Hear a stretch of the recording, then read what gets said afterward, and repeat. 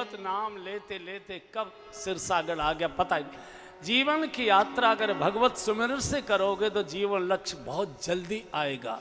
भगवान तो चले गए। इधर मेहता जी ने जो रामा के ससुर थे कह रखा था अपने सेवक लगा रखे थे, वैसे तो भिखारी आना नहीं चाहिए, अगर बेशर्माई से आ गया तो जो हमारी पिंजरापोल गौशाला है शहर के बाहर उसमें रोकना और दिन छिपते ही धक्का मारकर भगा देना, नाक कट जाएगी, गांव में किसी को पता न लग जाए कि इतने बड़े मेहता जी भिखारी के आए इन्होंने अपना बेटा विवाह, हमारी बेइज्जती न हो जाए। तो आए नौकरों ने जैसे पहुंचे गौशाला में, ओहो बूढ़ी पिंजरापोल गाय चारों ओर गोबर ही गोबर, मूत्र ही मूत्र है, गायों का दुर्गंध आ रही है, बूढ़ी गाय पड़ी हुई है उल्टी सीधी, अंधे साधु कुछ दिखाई दिया नहीं, गोबर और लघुशंकर गायों की उसमें कीचड़ सी, साधु रपटने लगे गिरने लगे, अपने आप ही चौका लग गया। नरसिंह जी बड़े प्रसन्न हो गए, हमारे समधी जी बड़े धर्मात्मा हैं, साधु को तो या तो गौशाला में ही अच्छा लगता है या तो धर्मशाला में ही अच्छा लगता है या तो मंदिर में ही अच्छा लगता है।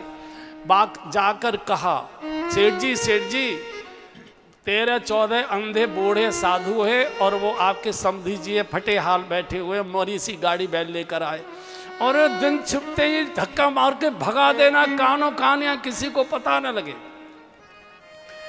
और रामा की जितने प्रकार की सास हो सकती थी, दादी सास, चाची सास, बुआ सास, ताई सास, जितने प्रकार की भी सासें होती होंगी सब चढ़बटी इस बिटिया के ऊपर, कल मोही कही की, मर जा कही की, नाक कटा दी, मुंह दिखाना लगा, निकाल उसको भगा के। आप कल्पना करो शादी के बाद कोई बेटी पहली बार अपने बाप को देखेगी और उसके साथ ये व्यवहार हो रहा है, क्या करे, बोल भी नहीं सकती चूंकि पूरे परिवार में कोहराम मचा है, कोई चाय पत्ता पानी की कोई पूछने ही नहीं आया है, प्रतीक्षा हो रही है। बात छतों से चोरी से चलते चलते चलते चलते पहुंच गई, संध्या हो चुकी थी, साधु पड़े हुए थे। नरसिंह जी पहचान में आते नहीं थे चूंकि किसी ने तो बालकपन में देखा था, शादी से पहले बढ़िया सुंदर वस्त्राभूषण धारण करते थे, चेन ये सोने के बटन वगैरह सब पहनकर, अब तो पूरे बाल जटाएं हो गई, दाढ़ी बढ़ गई, कमर से कुछ कभी इधर जाती है कभी इधर जाती है कभी इधर जाती है। संतान माता पिता को नहीं पहचानता है, लेकिन बंधुओं नालायक से नालायक संतान को भी माता पिता हमेशा प्यार करते पहचानते हैं। नरसिंह जी जोर से अरे बेटी, अरे रामा, अरे बेटी, और जैसे बूढ़े बाप की आवाज को पहचान लिया एकदम आ गई, बाप से लिपट गई, पिताजी ये हालत आपकी कैसे हो? बोले बेटी ठीक हो। आंखें प्रतीक्षा करते करते अंधी हो गई, कैसी लाड़ प्यार से पाली थी, छोटेपन में कैसी चुलबुली थी, कैसी मीठी मीठी बातें करती थी। विधाता ने इतने दिनों से मेरी बेटी को मुझे देखने नहीं दिया, बार बार छाती से लगाते हैं, माथा सूंघते, मुख चूमते। तो रामा ने कहा माँ कैसे, माँ कैसे? अब कैसे क्या, तेरी माँ तो खत्म हो चुकी है, कह दूंगा तो यही प्राण छोड़ देगी। और ठीक है अब थोड़ा बुढ़ापा तो आ गया, तेरी बहुत याद करती है, शादी विवाह से निवृत्त होने के बाद एक बार आ जाना जूनागढ़, उस तुझे देखना चाहती है, फिर वो शरीर छोड़ देगी। मैंने सुना मेरी शादी के बाद भैया पैदा हुआ था, भैया कहाँ है, कितना बड़ा हो गया है? बोले अच्छा है 12-13 साल का हो गया, आया क्यों नहीं? अब कैसे कहें, उसकी तो मौत हो चुकी है। तो झूठ बोल दिया, कोई शराब के यहाँ थोड़ा सा कुछ सामान रह गया था, उसे लेते रह गया, आ रहा हो, कोई देर ही जा रही होगी। रामा यहाँ से लौट कर गई है। नाई बार बार कहता है सेठ जी कितने टोकरे लाऊं, कितनी थालियां लाऊं, कितनी पराते लाऊं, मुझे अकेले कोई माल ढो के ले जाना है। और मालूम है कुछ नहीं लेकर आए, इधर रो रहे थे, इधर रो रहे थे। और अंत में तो नरसिंह जी को फिर भगवान ही याद आए, द्वारकाधीश को रो रो कर पुकारने लगे, जय राधा माधव जय कुंज बिहारी, जय राधा। सब गाइए जहां तक आवाज सुनाई पड़ रही है। जय कुंज बिहारी, जय गोपी जन वल्लभ, जय गोपी जन वल्लभ, जय गिरि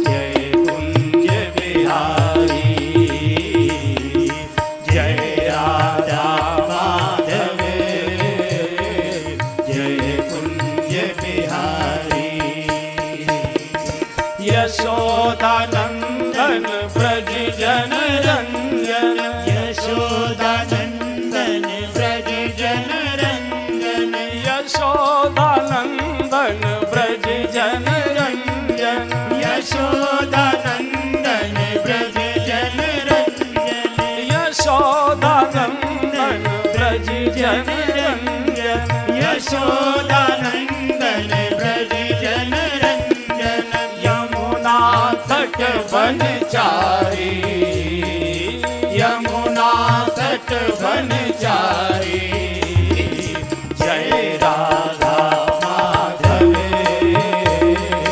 जय कुंज बिहारी, जय राधा माधव, जय कुंज बिहारी, जय गोपी जन वल्लभ, जय गोपी जन वल्लभ, जय गिरिवरधारी, जय गोपी जन वल्लभ, जय गिरिवरधारी, जय राधा माधव, जय कुंज बिहारी, जय राधा माधव, जय कुंज बिहारी, जय गोपी जन वल्लभ, जय गोपी जन वल्लभ, जय गिरिवरधारी, जय गोपी जन वल्लभ, जय गिरिवरधारी, जय राधा माधव,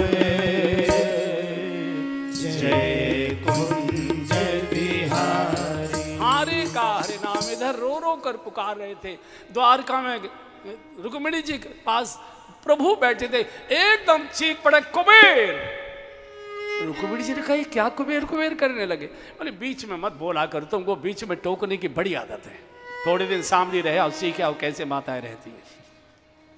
अरे क्या कुबेर? अरे नरसी इस समय संकट में फंसा, उसकी बेटी के बिटिया का भांत है और सारे ससुराल के लोग उसकी नाक में दम किए हैं, मुझे तुरंत जाना है। कुबेर आया, कुबेर से कहा कि जितना भी भंडार में जो कुछ है वही भव सब भरो रथों में, चलो द्वारका के लिए। तो रुक्मिणी जी कहा मैं भी चलूंगी। बोले तुम क्या करोगी? बोले तुम्हारे साथ रहूंगी, तुम्हारी आदतें खराब है, स्त्रियों को देखकर तुम बिगड़ जाते हो। बोले नहीं बिगड़ेंगे। बोले नहीं मैं भी चलूंगी, भक्ति की सेवा तुम ही करोगे, मैं भी करना चाहती हूँ। बोले तुम क्या करोगी? रुक्मिणी जी ने कहा पुरुषों को आप पहनाएंगे भात और महिलाओं को मैं पहनाऊंगी, भक्ति की सेवा मैं भी करूंगी। और यहाँ से इधर ये बूढ़े साधु कीर्तन कर पुकार रहे थे। इतने में तो झनझनाते हुए हजारों रथ माल से लदे हुए स्वर्ण के रथ दौड़े चले आ रहे। नाई आया, सेठ जी सेठ जी सेठ जी सेठ जी, अरे आपका मुनीम आया हजारों रथों में माल लाद कर। ओहो, नरसिंह जी एकदम भाव विभोर हो गए। साधना न व्यर्थ कभी जाती, पुकार कभी बेकार नहीं जाते, एक गिराया हुआ आंसू कभी व्यर्थ नहीं जाता है। बूढ़े नरसिंह जी बाहर निकले भगवान का दर्शन करने के लिए। मुनीम के वेश में भगवान थे। एकदम जैसे नरसिंह जी को देखा, नरसिंह जी साष्टांग करना ही चाहते थे, इतने में तो भगवान ने नरसिंह जी के सामने साष्टांग प्रणाम कर दिया। अरे नहीं प्रभु नहीं नहीं, नरसिंह जी लीला खुल जाएगी, इस समय तुम मेरे मालिक हो, मैं तुम्हारा मुनीम हूँ। नाई ने जाकर जब सेठ जी को कहा, सेठ सामल शाह को, अरे महाराज पूरे प्रदेश में आपके में इतना माल नहीं होगा जितना उस सेठ के यहाँ से मुनीम भर के लाया है। अरे मूर्ख यहाँ क्या कर रहा है?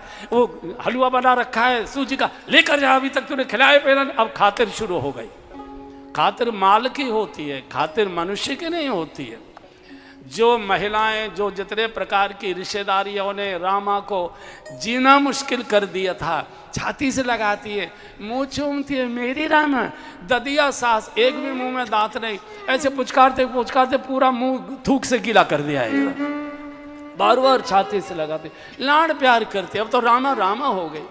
और यहाँ से भगवान ने कहा कि नरसिंह जी लीला खुल न जाए, आप मेरे मालिक हो, मैं आपका मुनीम हूँ, उसी प्रकार का व्यवहार करना। तो खबर भिजवाइए कि हमको वापस जाना है, बिटिया के यहाँ का हम जल भी नहीं पिएंगे, इसलिए भात की रस्म तुरंत करा जाए। बात क्या है, पूरा काफिला रथों का चल रहा है झंझनाते हुए। रामा के तो आनंद का कोई ठिकाना नहीं है कि मेरे पिताजी पूरी मेरे ससुरा के लोगों को नीचा कर देंगे, एकदम वैभव से लाद देंगे, गदगद हो रही है। द्वार पर खड़ी है आरती का थाल सजाकर। जब भाते ही घर में प्रवेश करते हैं तो जो मेन गेट होता है घर का, उस पर बहन खड़ी होती है आरती का थाल लेकर, और भैया की पहले आरती उतारती है। आरती उतारने के लिए सखी के साथ खड़ी थी, आरती उतारने लगी तो रामा ने कहा कि पिताजी भैया कहाँ हैं, आरती किसके उतार, भैया कहाँ हैं। अब तो बड़ी मुश्किल हो गई। तो नरसिंह जी ने भगवान की ओर देखा, भगवान का बता दो ना, मैं बता, हाँ ये खड़ा है ना, हो इतना बड़ा हो गया, इतना सुंदर मेरा भैया। श्याम सुंदर आज रामा के भाई बन गए, नरसिंह के बेटा बन गए, वो सब कुछ बन सकते। पितुमातु सहायक स्वामी सखा, तुम ही एक नाथ हमारे हो। हाथ पकड़कर आरती उतार कर अंदर चौक पर लेकर खड़े कर दी, चौक पर, जिस चौक पर भात पहराया जाता है। तो नरसिंह जी ने कहा सेठ जी जल्दी जल्दी कर लो, हमको वापस भी जाना है, हम यहाँ का जल भी नहीं पिएंगे। एक दूसरी रस्म और होती है जो माताएं गांव की हैं, उन्होंने ये रस्म की होगी। जब भात पहनाने की शुरुआत होती है उससे पहले चौक पर भैया को खड़े करके बहन उसकी छाती से गले से लग के मिलती है, रोती है। उस समय के जो आंसू होते हैं बड़े मीठे आंसू हुआ करते हैं। तो आज भगवान भैया के रूप में खड़े हैं और रामा गले लगकर रो रही है। क्या सुंदर दृश्य, एक बार गा लीजिए। और जब भगवान के बहन बहन बहुत हो गया, बहुत हो गया, बहुत हो गया, तो सखिया आश्चर्यचकित कर रही है। जैसे जैसे भगवान पीठ सहलाते, सिर सहलाते बहन बहन, तो हुआ क्या कि भगवान ने रामा के आंसू पोंछने के लिए अपनी जो अंगरखी के भीतर पीतांबर छुपा रखा था उसको निकालकर ऐसे आंसू पोंछे रामा के, बहन रो मत, हमको जल्दी जाना है, जल्दी। और जैसे ही आंसू पोंछे पीतांबर निकाला तो मंडेट की एक सखी थी वहां ब्याई हुई थी, तो वहां की बड़ी चतुर चालाक थी, उसने देख लिया, अरे इसका भैया नहीं है, ये तो जगत का बाप है, ये तो श्याम सुंदर मुरली मनोहर पीतांबरधारी है। एकदम रामा के कान में कहा, रामा पगली बावली मत हो जाए, जिसकी तू आरती उतारी है, जिसके तू गले लग के रो रही है, ये तेरा भैया नहीं है, ये जगत का बाप है। हरि रामा जी आज कन्हैया घर में आई गए हैं, जय रामा जी आज कन्हैया घर में आई गए हैं, इनसे मुरली में गले हो बजवाएगी, जय नारी आज कन्हैया घर में आई गए हैं, इनसे मुरली ने गले हो बजवाएगी, बहनारी आज कन्हैया घर में आई गए हैं, इनके कानों में कुंडल सोई रहे, इनके कानों में कुंडल सोई रहे,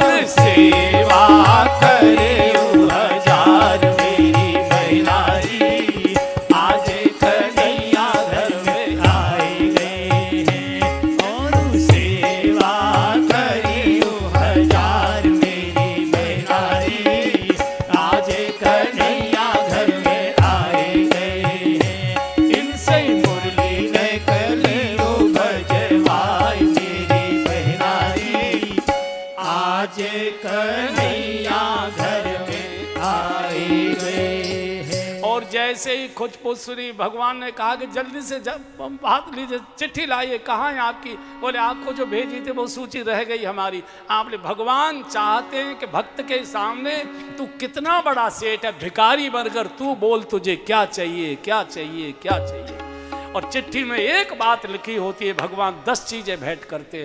पूरा आंगन भर गया, छतें भर गई, कमरे भर गए, पूरे गांव के लोग माला माल हो गए। अहंकार में चूर रहने वाले रामा के ससुर नीचे को निगाह की, अंत में उसने नरसिंह जी के चरणों में पगड़ी रख दी। महाराज मुझे क्षमा कर, मुझे क्षमा कर दीजिए, मेरे अपराध को क्षमा कर दीजिए। तो आपने मुझे अपनी बेटी देकर बहुत बड़ा बना दे। ऐसा अलौकिक भात न कोई पहन पाया आज तक, न कोई पहन पाया। तो ये भगवान है, भगवान को पुकारा जाता है, भगवान के पुकारने के साथ प्रतीक्षा की जाती है, आंसुओं से, दर्दीली वाणी से, भरे हुए हृदय से, कपकपाते होठों से।